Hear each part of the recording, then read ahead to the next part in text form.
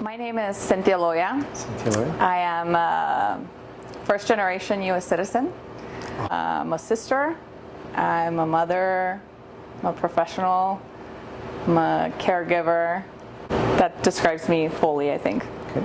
My profession is full-time. I am a director of safety and health for a construction company, general contractors here in El Paso. Mm-hmm. Part-time, I'm an EMT. Both for 13 years now. 13 years in the field. Mm-hmm. How do you like it? Oh, I love it. Yeah. This is the Wounded Healer series. This is for people in the medical field that deal with life-saving. And the purpose of this series, as it were, is to let people like you tell or talk about an event that has impacted their life, that's left a wound, that has left just, because a lot of the wounds that we deal with, people can't see. Mm-hmm. And this gives people the opportunity to hear your story, to see what it was that wounded you through your eyes, unscripted, completely just raw. And I feel like in this society today, not a lot of concern is given to first responders, nurses, doctors, people in that type of environment. Everything, the focus is always on the victims or the patients, and as it should be. Mm-hmm. But we also suffer. Suffer. We have very high rates of suicide, and so alcoholism, divorce, domestic abuse. Just our lives are out of control. Mm-hmm. So this is to start getting people to know us. Right? Okay. You reached out to me, and what did you want to tell me? I think what you're doing is great. I believe in everything that you said. There's a huge stigma with mental illness and mental health, and especially with healthcare providers. So I want to share my story, and hopefully it can reach, if not one person, several people, exactly on how it affects us just as human beings. And so I thought what you're doing is great, and so I wanted to reach out to you and be a part of it. Well, I appreciate that. I appreciate you doing that, and I appreciate you being one of the first of many to do this, because I'm hoping that I can get this to grow, and I hope that it becomes a grassroots type campaign where we can actually get more of us out there, more people wanting to tell their story. And again, I am sincerely grateful and thankful to you for wanting to be here today. What is your story? My story starts with a unplanned concert trip to Albuquerque. Now, my best friend and I had been wanting to go to this concert, but we were unable to purchase the tickets. And I believe that it's very important to say this part, because I believe that everything kind of happens for a reason. You're meant to be at a certain place at a certain time. And that's where my journey starts and my story starts, is where we have a friend that out of nowhere pops up and says, hey, I got 2 VIP tickets for the concert that we've been wanting to go to and couldn't purchase tickets for. Mm. So it was one of those chance out of nowhere situations. And right away, I told my best friend, let's do it, get the tickets so we can go. And so that's where, you have the fork in the road, and that's where it kind of like went this way. If those tickets weren't available to us, I would have never been a part of this huge story. That's where it starts. The day of the concert, I want to pull out some money, because you never know at concerts. It's either cash or credit. Mm-hmm. And so I tell my best friend, let's she says, what Walmart do you want to go to, the Yarborough or the Cielo Vista? I said, it's up to you, you're the one driving. She's like, well, it's right here, the Cielo Vista one. So we literally got there 5 minutes after the shooter had left Walmart. So we still have the soccer team doing the fundraising outside. They're still on the floor. I mean, they had just gotten shot. And so at first, we got down, we were talking, and it was eerily quiet. And Walmart's never quiet, so that kind of threw me off a little bit. And then as we're walking towards the entrance, then I realized that I'm wondering, why is there people on the floor? Like, I don't get it. It just didn't click. People laying down. People just on the floor. Okay. Like, what's going on? And then after like 3 seconds, the switch went off in my brain, and I started running towards them and rendering aid, pretty much. Who was the first person you saw? What did you see first? The first person that I saw was, unfortunately, he didn't survive after about 9 months and many surgeries after. But he's the first one that I saw. But it's kind of difficult to answer that question because it was about 7 people that I saw. But the first person that I made contact with was him. Okay. And what was going on? He was on the floor. He was still responsive. He was still able to communicate. At that time, head-to-toe examination and some gunshot wounds. I was able to see them in kind of the groin area, the legs, that type of thing. I rendered aid to him first, and then I started calling to people to help me because there was people around, so that they can take over, applying pressure, because I knew there was another coach that was worse and was bleeding out, and I wanted to get to him. And just starting the triage, pretty much, that's kind of what I did. The triage process with everybody that was there. So you're working on the first person. What was going through your head when you were working on him? When I was working on him, I remember applying pressure to one of his wounds, and I remember looking up, and now I'm facing the parking lot. So he's right here. He's in the prone position. You have his head's on this side, and so I'm facing the parking lot. And when I look up and I look at the parking lot, because my friend's shouting at me from the parking lot, so she grabs my attention, and I look up, and on the side I see who reportedly is the first victim of the shooter. And I see her on the floor with just brain matter everywhere. And I think at that point I realized what was going on, and that this was an active shooter. And then just dread overtook me, and I thought, what if he's still in there? So that's kind of what my thought process was at that point. And then I just shook it off, and I said, well, these people need help either which way.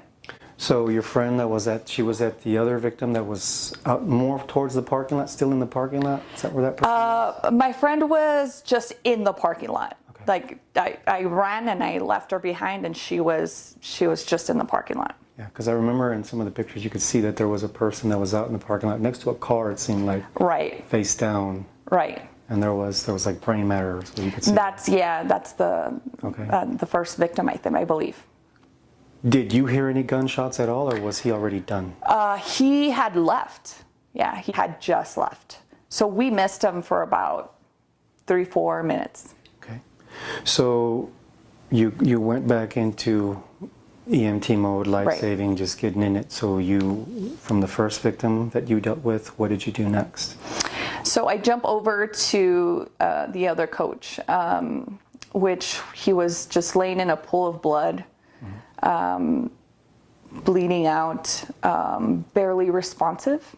I remember trying to talk to him and reassure him, right, that help was on the way.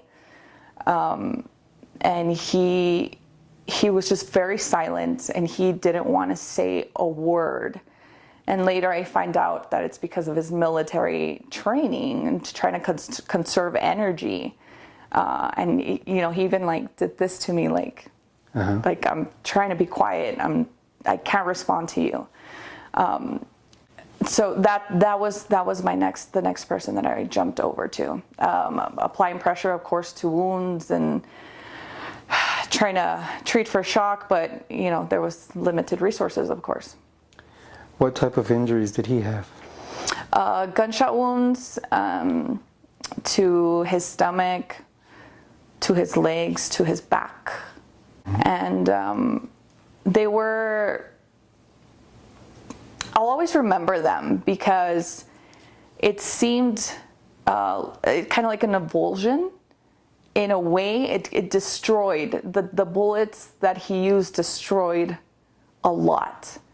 And I can remember that. I remember just how the flesh looked and the gunshot wounds. They didn't even look like gunshot wounds. I mean, it looked like somebody had, got him with a machete or something. It was insane, but I'll always remember that.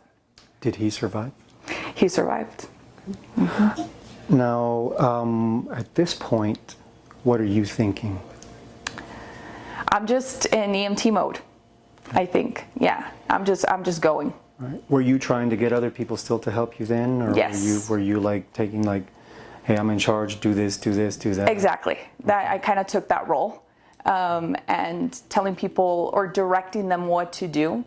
It's incredible when you give somebody a task to do, you get their attention and they will do it, and they will snap out of whatever mental situation they're in. And so that's kind of the role that I took, kind of the leadership role in that situation. So yeah, I was trying to get people to help me out so that I can help, the other people. Like how much time had passed from the time you saw and you just went boom and go? How long do you think you were in it already? Was it like a minute, 2 minutes? I mean, or did time just slow down? I felt like I was there for about the whole thing, because I jumped to the other side. Once we got those people to where they needed to go, we actually had to use Walmart carts. Tell me about that. What did you do? So I remember, it's kind of insane the way things work, but I remember, of course, going back to the limited resources, right? I mean, you don't have anything really to help you out or help these people out. And so I remember looking over, and there was a Walmart cart that was left there by somebody that was shot.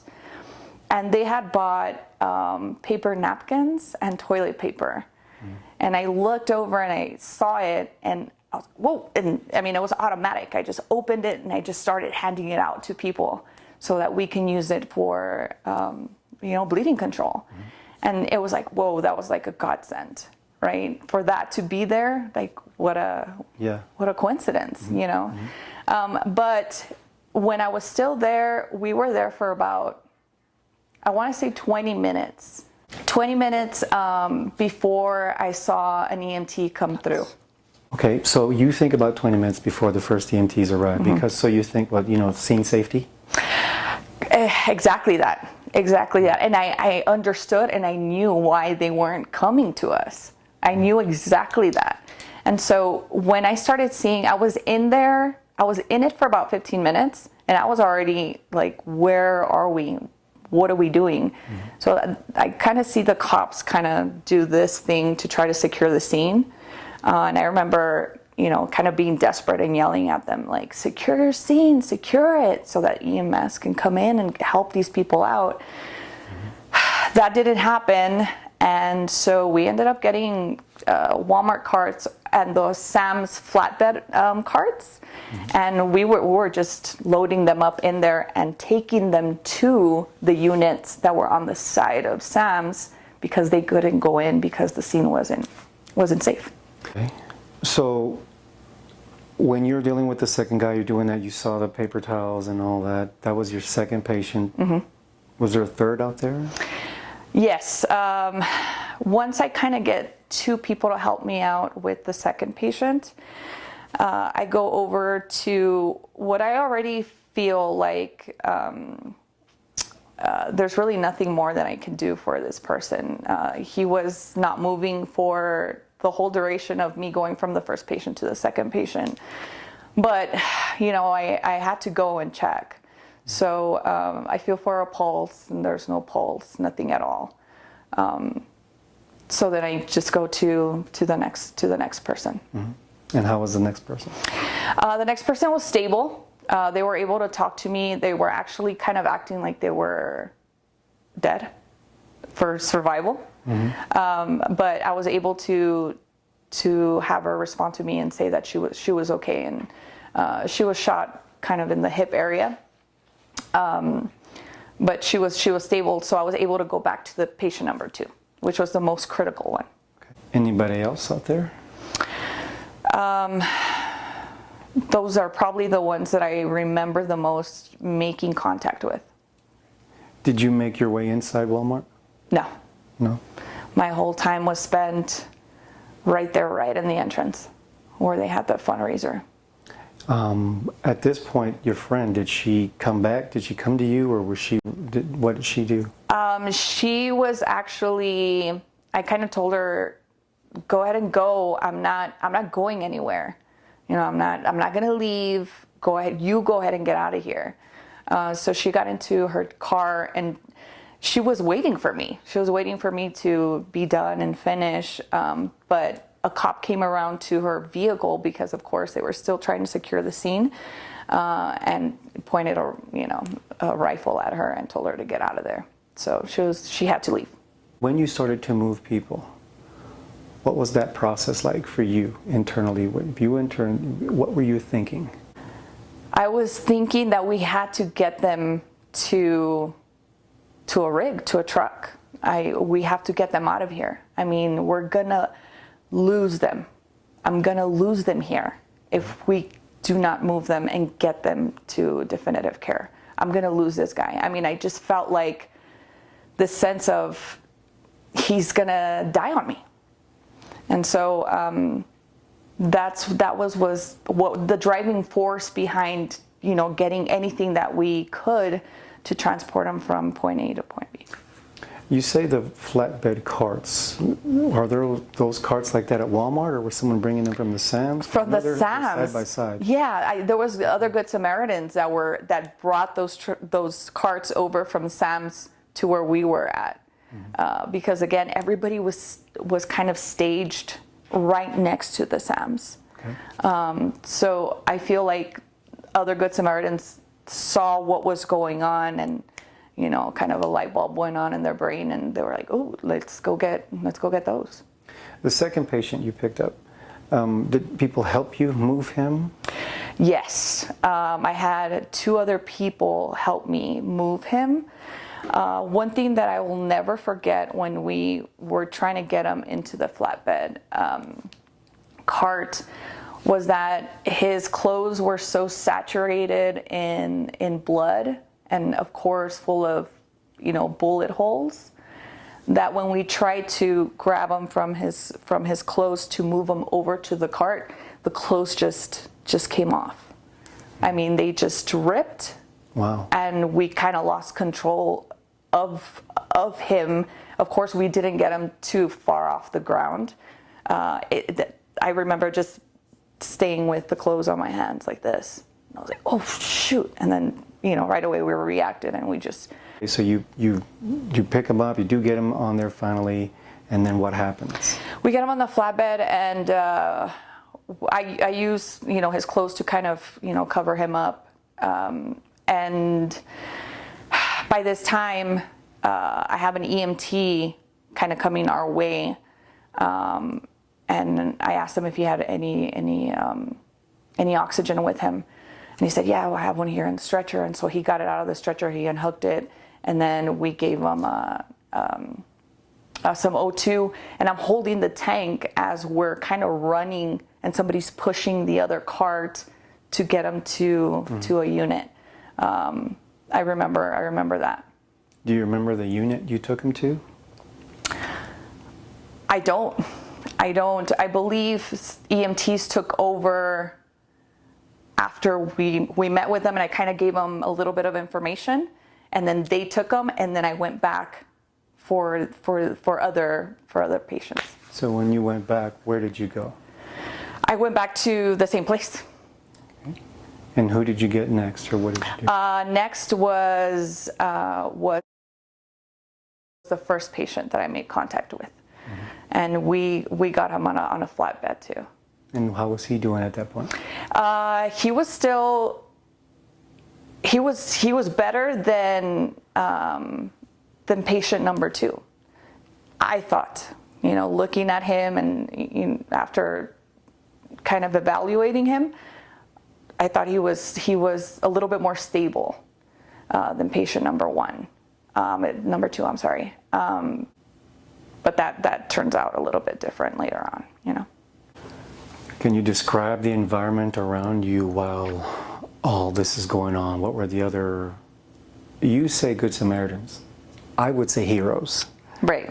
Because I think I think all of y'all deserve that title to be called heroes, because not everybody can do that, training or not. Not everybody has it in them to just run towards the shit and take that chance, not knowing if you also could be victim to this. Exactly. Yeah. So what was the whole area looking? What did it look like? What was going on? Like, you look around. If you were to sit here right now and just put yourself back in that moment, what do you see? I see a lot of chaos. But not enough, if that makes any sense. I don't see enough cops. I don't see enough EMTs. There's helicopters in the air. It's kind of quiet in the beginning and then starts getting a little bit louder, but because we got cops coming in and we got helicopters on the air or in the air, once I leave the area and we get everybody out of there and transferred over to where the staging area is, then that's where it gets crazy. It's nuts. What was going on? A lot of running around, a lot of yelling, a lot of family panicked, not knowing where their loved ones are, showing up to the scene because they're not answering their cell phones. A lot of crying, a lot of desperation. I remember yelling at EMTs to get their attention to kind of do the triage thing. It was chaos. It was chaos. What was going on at Walmart after 20 minutes? So by the time 20 minutes passed, then that's when I kind of transferred over to that area where all the ambulances were and all the EMTs were. So I want to say 25 minutes, something like that. Did you do anything else while you were in that area besides, what else did you do there? I remember there was an older gentleman that was on the bed of a truck, and he was shot. And I don't know what his story is, and I don't know if maybe they put him in the bed of the truck to transfer him over to that area from another area. I really don't know. But I just remember him yelling and screaming in agony, and somebody kind of getting my attention over to him, and then me yelling at the EMTs to come and get him. That's kind of something that stands out from that. Yeah. At this point, what are you feeling?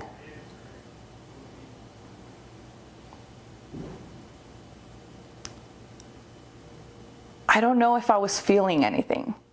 I really don't, I don't think I was feeling anything. I think I was just trying to help out the situation. And even though it was chaos, I was just trying to get some order, which was, I mean, impossible.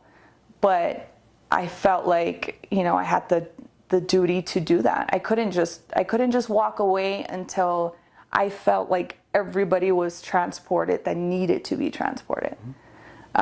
So I stuck around, and which felt like 2 hours, something like that. I know it wasn't 2 hours, but it felt like 2 hours. So they're starting to take patients. Things are starting to clear out as far as patients are concerned. They're starting to get put into units, and they're starting to go. What was it like at that point? What was going on, like, with the crowd around? There was a crowd, definitely, and like I said, there was family members and friends and showing up. I mean, police they were trying to control that in a way, and I think by this time they might have already had an area where they were telling them to go to report in case they weren't finding their loved ones. And so I think that helped out a lot as far as having them away from the scene. But you still had your crowd there. But it's still pretty chaotic. Everybody's just running around.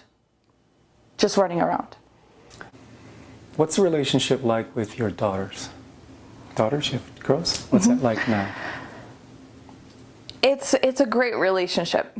I think that they are super proud daughters. I do feel, though, that they know that sometimes mom is not okay. Like, I know that. I can feel it. They know it when I'm not okay, because they give me my space and my time. But they know, I'm super open with them about it as well. I mean, not details or anything like that, but, you know, kind of why I take meds and why I go to the doctor. And I talk to my oldest about PTSD and awareness and all that stuff. And so I want them just to be aware that it's okay to not be okay sometimes. But they know that sometimes I'm definitely not okay. Yeah. Aside from medications that were prescribed to help you, did you ever find yourself self-medicating? Did you do things that were self-destructive? Or what is it that you do to help cope? Definitely, yeah. I think that the anxiety levels are so high that you just want to, like, suppress them. And alcohol is, like, the best for that in the moment. Because later it's like, it sends you even further down, you know, that hole. So I've had to be very careful with that, because I am very prone to wanting to suppress that anxiety that I feel. And that's what it's all about. It's really just trying to bring those anxiety levels down when one is consuming alcohol, really. And then you get lost in it. Yeah. So, yeah, definitely I've had my moments with that. What do you think about how people see you now, I should say? How do you think people perceive you now? Not knowing anything about you, do you feel people are looking at you differently? Like, you know what you go through every day with what you deal with, what you saw that day. Do you feel like people are judging you? Do you feel like misunderstood? Do you feel like, because it's, when you're dealing with PTSD, anxiety, and depression, we have our tells. But to others, it's, this person's being a dick. This person's being a fucking asshole. This person is like totally like, what the fuck are they snapping for? And gosh, man, that person's always out drinking, or why do they do that? Like they start to get judgy, not knowing what lies beneath the surface. Do you feel that? Definitely. With my family. My family is the first one to be like, what the fuck, dude? What's going on? You know, why are you fucking up? Why this? Why that? Bro, you have no fucking idea. I feel them thinking that I do it on purpose, that I do things on purpose, that I disassociate or that I shut them off on purpose, or that that I decide to party one day and I do it on purpose.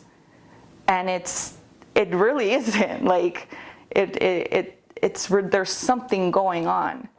There's something going on because it doesn't happen every day. It doesn't happen every month. It doesn't, but there's moments where it does.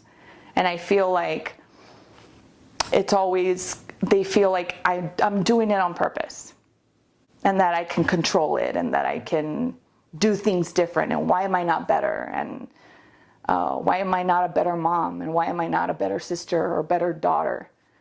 And I always feel that pressure, always, especially from my family. It's my belief that those of us that are in this field, be it nurse, EMTs, doctors, respiratory therapists, even the custodial people in the hospitals that have to go clean up the shit after shit's hit the fan, I feel like we suffer because it's a story we can't tell. It seems as though we seem like we're just existing. Do you feel that way? Like you just exist at times and that you're not actually living? Yeah, definitely. Yeah, sometimes I feel like I don't have a purpose. Like I know I do. And I love what I do, and I wouldn't do anything else as far as my profession goes. But sometimes I am like, what am I doing? Like, I didn't do anything today. Or feeling just, yeah, exactly, like you're just there. Do you feel like you are also a victim of a mass shooting? Yeah, of course. I feel like my life has been impacted so negatively by the mass shooting and because of his actions, that I'm going to have to deal with something that I necessarily didn't really have to deal with. Yes, voluntarily. I mean, I was there and I was helping, and that was my choice.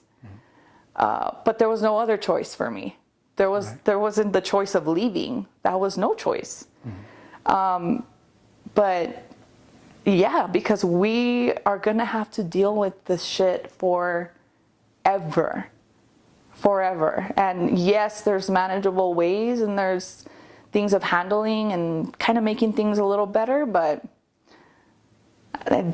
it's there. How many people did not survive your event? Do you know the number? I don't know the number. I think it was 22. 22 were killed? Yeah. Yeah. 22, yes, you're right.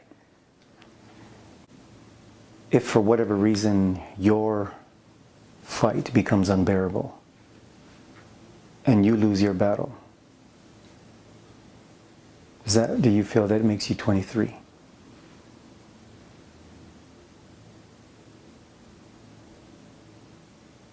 That's a good question.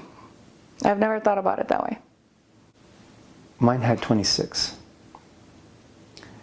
And I struggled and struggled and struggled and struggled so much with like everything you're saying. I was like, girl, yeah, spot on. Almost like as if I was in your world. And when I sit and think about it, when I go through those deep absolutely deep, dark, even almost pity party moments where I'm feeling sorry for myself. I feel like if I do quit and I'm 27, that man almost killed me too. 26 pieces of my heart are no longer there. Would you say the same? I would have to agree with you. It's the consequences of what happened. And I think you're completely right. I think if one loses the battle with our mental illness, then that is the consequence, because you just added something more from something that was already existing, and just aggravated that wound, right? And added more to it. And so, yeah, I would have to agree that I would probably be in that count. Are you in a relationship? Now I am. It took a while. And how's that going for you? It's going good. I mean, it's any relationship in my life is a challenge. I have to really work on it more than somebody that hasn't dealt with what I've dealt with could. It doesn't come easy. It's not easy. It's a struggle and a fight every day to kind of keep myself in check, not blow off the handle, not take things so too hard. Yeah. There's a song, I don't remember the name of the country singer, and if you know who it is, toss it at me. But the name of the song is Hard to Love. Oh, yeah. I don't know who the guy... Lee Bryce. Lee Bryce, yeah. I think that's our song. Yes, definitely. Yeah, don't make it easy. We are a we are a rare breed. Rare breed. And yeah. And he tells me, he's like, bro, like, you're something else, man. Mm-hmm. Mm-hmm. I'm like, I know. Walk me through one of your dark times. Just share it. Mm-hmm. So I want people to know what a dark time, what a wounded healer feels. I think the darkest of the dark that I can remember, and there's a lot of them, but one that I can really dig into, and this is prior to the shooting, and my brother-in-law had just passed away, and he was super young. He died of lung cancer, and I was very close to him. He was like my brother. And I remember, and it's very, very similar to the way that I guess, process things and react to stressful situations. Mm-hmm. Because when he passed away, I went into organized mode, and there was no time to feel, and there was no time to do anything else but help everybody in whatever way I could, and call people and communicate with people, and so that my sister wouldn't have to deal with it, or my mom wouldn't have to deal with it. And once the funeral was over and the services were over, again, kind of like the shooting, I was like, okay, like, I'm done. And then here comes my part, here comes where I haven't felt anything for this long. Here it comes, and it's going to hit you like a Mack truck. And what that looked like was not getting out of bed to drink, to eat, to communicate, to do anything for about a week. And you could have held a gun to my head, and you wouldn't have got me out of bed. I was just lost and in it, and I didn't want to deal with anything. I just wanted to shut it off and shut it down, and I did for about a week. That's tough stuff. What is one thing you take away from this conversation? That I'm not alone. That there's so many people that feel like me. And so, and we go through the same things and we struggle. So I don't feel like it's just me or there's something wrong with me. That's what I take away. My name is Cynthia Loya and I'm a wounded healer.